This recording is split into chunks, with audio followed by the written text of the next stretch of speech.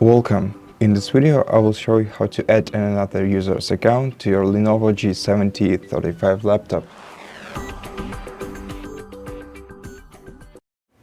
So the first step to add an account is to press the Start button, then go to the Settings application, then select Accounts, then go to Family and Other Users section, and tap on this plus button next to add someone else to this PC sign. Now, if you want to add an account using a Microsoft account of this user, then you'll have to simply input their email or phone number here, and then proceed with their password and just follow these steps, and you'll be able to add an account easily. But if you want to use a local account, you'll have to tap on this button. I don't have this person's sign in information button.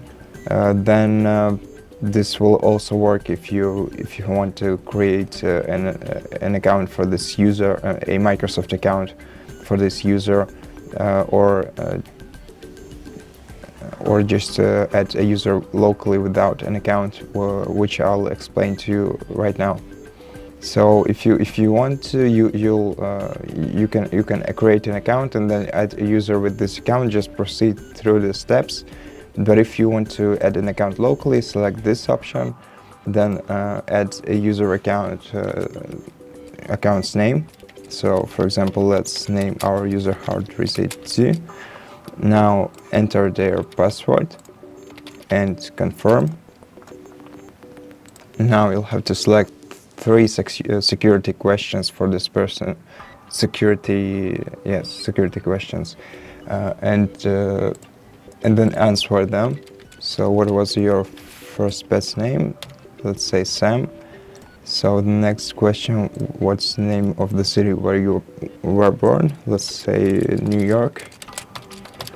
And then the third question is, what was your childhood nickname? You can go on with any of these questions. Just remember your answers, because it's important if you want to recover this person's password. So let's add the last answer,